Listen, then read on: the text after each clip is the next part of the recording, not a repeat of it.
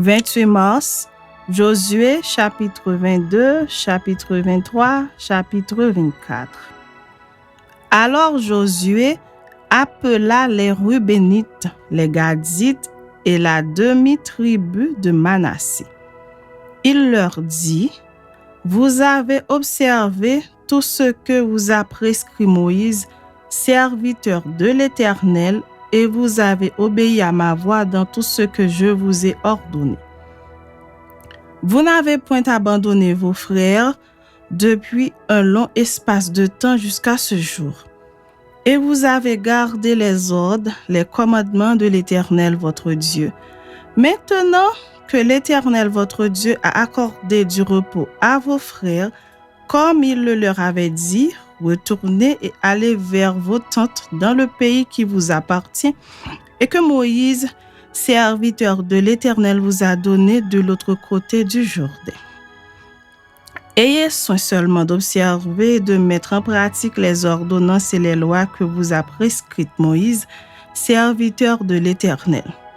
Aimez l'Éternel, votre Dieu, marchez dans toutes ses voies, gardez ses commandements, attachez-vous à lui et servez-le de tout votre cœur et de toute votre âme. » Et Josué les bénit et les renvoya, et ils s'en allèrent vers leur tente. Moïse avait ordonné à une moitié de la tribu de Manassé un héritage en Basan, et Josué donna à l'autre moitié un héritage auprès de ses frères en deçà du Jourdain à l'Occident.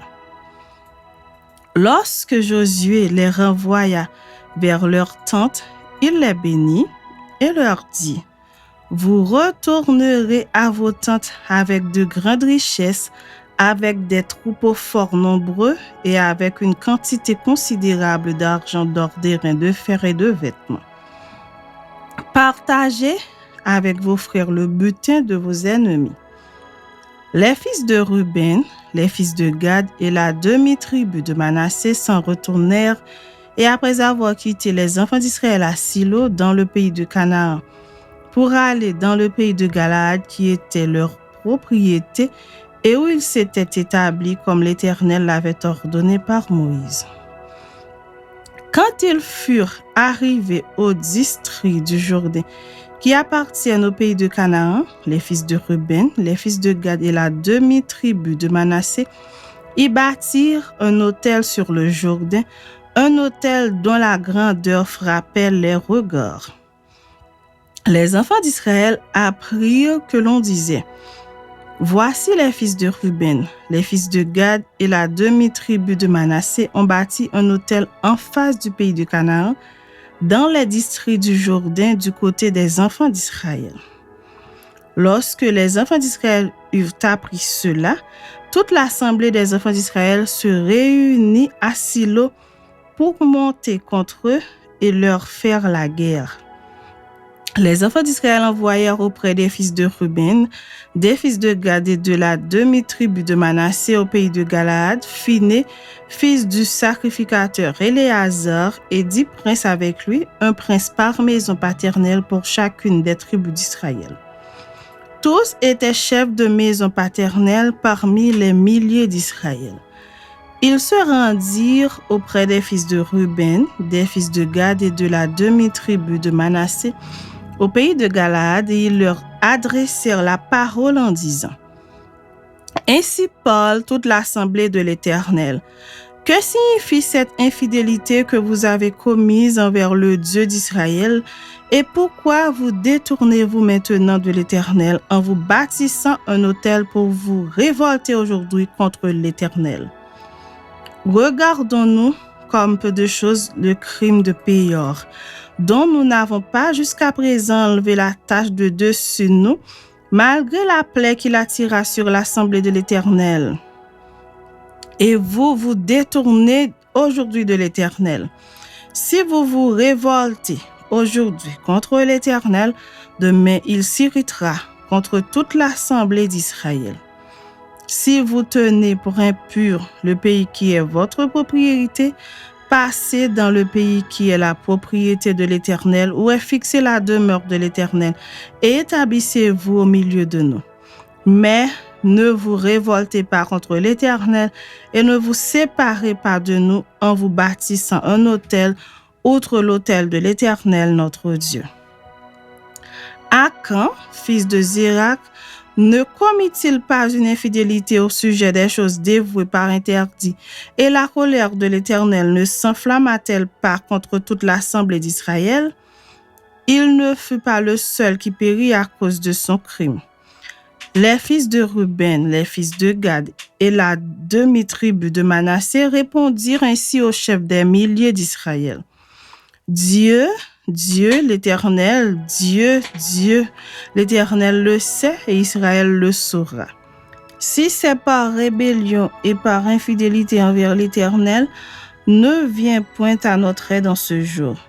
Si nous nous sommes bâtis un autel pour nous détourner de l'Éternel, si c'est pour y présenter des holocaustes et des offrandes, et si c'est pour y faire des sacrifices d'action de grâce que l'Éternel en demande compte, c'est bien plutôt par une sorte d'inquiétude que nous avons fait cela en pensant que vos fils diraient un jour à nos fils, « Qu'y a-t-il de commun entre vous et l'Éternel, le Dieu d'Israël ?»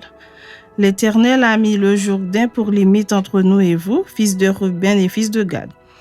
Vous n'avez point de part à l'Éternel et vos fils seraient ainsi cause que nos fils cesseraient de craindre l'Éternel. C'est pourquoi nous avons dit, bâtissons-nous donc un autel, non pour des holocaustes et pour des sacrifices, mais comme un témoin entre nous et vous, entre nos descendants et les vôtres, que nous voulons servir l'Éternel devant sa face par nos holocaustes et par nos sacrifices d'expiation et d'action de grâce, afin que vos fils ne disent pas un jour à nos fils, « Vous n'avez point de part à l'Éternel. » Nous avons dit, s'ils tiennent dans l'avenir ce langage à nous ou à nos descendants, nous répondrons. Voyez la forme de l'autel de l'Éternel qu'ont fait nos pères, non pour des holocaustes et pour des sacrifices, mais comme témoins entre nous et vous. Loin de nous la pensée de nous révolter contre l'Éternel et de nous détourner aujourd'hui de l'Éternel, en bâtissant un autel pour des holocaustes, pour des offrandes et pour des sacrifices, outre l'autel de l'Éternel notre Dieu qui est devant sa demeure. Lorsque le sacrificateur Phiné et les princes de l'assemblée, les chefs des milliers d'Israël qui étaient avec lui, eurent entendu les paroles que prononcèrent les fils de Ruben, les fils de Gad et les fils de Manassé, ils furent satisfaits. Et Phiné, fils du sacrificateur Éléazar, dit aux fils de Ruben, aux fils de Gad et aux fils de Manassé, « Nous reconnaissons maintenant que l'Éternel est au milieu de nous, puisque vous n'avez point commis cette infidélité contre l'Éternel. Vous avez ainsi délivré les enfants d'Israël de la main de l'Éternel. » Phiné, fils du sacrificateur Éléazar et les princes, quittèrent les fils de Ruben et les fils de Gad et revinrent du pays de Galade dans le pays de Canaan, auprès des enfants d'Israël auxquels ils firent un rapport. Les enfants d'Israël furent satisfaits, ils bénirent Dieu et ne parlèrent plus de monter en armes pour ravager le pays qu'habitaient les fils de Ruben et les fils de Gad. Les fils de Ruben et les fils de Gad appelèrent l'autel Ed, car dirent-ils, il est témoin entre nous que l'Éternel est Dieu. Chapitre 23. Depuis longtemps, l'Éternel avait donné du repos à Israël en le délivrant de tous les ennemis qui l'entouraient. Josué était vieux, avancé en âge. Alors Josué convoqua tout Israël, ses anciens, ses chefs, ses juges et ses officiers. Il leur dit, « Je suis vieux et je suis avancé en âge. Vous avez vu tout ce que l'Éternel votre Dieu a fait à toutes ces nations devant vous. Car c'est l'Éternel votre Dieu qui a combattu pour vous. Voyez, je vous ai donné en héritage par le sort, selon vos tribus, ces nations qui sont restées à partir du Jourdain et toutes les nations que j'ai exterminées jusqu'à la grande mer, vers le soleil couchant. L'Éternel, votre Dieu, les repoussera devant vous et les chassera devant vous, et vous posséderez leur pays comme l'Éternel, votre Dieu, vous l'a dit. Appliquez-vous avec force à observer et à mettre en pratique tout ce qui est écrit dans le livre de la loi de Moïse, sans vous en détourner ni à droite ni à gauche. Ne vous mêlez point avec ces nations qui sont restées parmi vous, ne prononcez point le nom de leur Dieu et ne l'employez point en jurant. Ne les servez point et ne vous prosternez point devant eux. Mais attachez-vous à l'Éternel, votre Dieu, comme vous l'avez fait jusqu'à ce jour. L'Éternel a chassé devant vous des nations grandes et puissantes, et personne jusqu'à ce jour n'a pu vous résister. Un seul d'entre vous en poursuivait 1000, car l'Éternel, votre Dieu, combattait pour vous comme il vous l'a dit. Veillez donc attentivement sur vos âmes, afin d'aimer l'Éternel, votre Dieu. Si vous vous détournez et que vous vous attachez au reste de ces nations qui sont demeurées parmi vous, si vous vous unissez avec elles par des mariages et si vous formez ensemble des relations, soyez certains que l'Éternel, votre Dieu, ne continuera pas à chasser ces nations devant vous, mais elles seront pour vous un filet et un piège, un fouet dans vos côtés et des épines dans vos yeux, jusqu'à ce que vous ayez péri de dessus ce bon pays que l'Éternel, votre Dieu, vous a donné. Voici, je m'en vais maintenant par le chemin de toute la terre. Reconnaissez de tout votre cœur et de toute votre âme qu'aucune de toutes les bonnes paroles prononcées sur vous par l'Éternel, votre Dieu, n'est restée sans effet. Toutes se sont accomplies pour vous, aucune n'est restée sans effet. Et comme toutes les bonnes paroles que l'Éternel, votre Dieu, vous avait dites se sont accomplies pour vous, de même l'Éternel accomplira sur vous toutes les paroles mauvaises jusqu'à ce qu'il vous ait détruit de dessus ce bon pays que l'Éternel, votre Dieu, vous a donné. Si vous transgressez l'alliance que l'Éternel, votre Dieu, vous a prescrite, et si vous allez servir d'autres dieux et vous prosterner devant eux, la colère de l'Éternel s'enflammera contre vous et vous périrez promptement dans le bon pays qu'il vous a donné. Chapitre 24.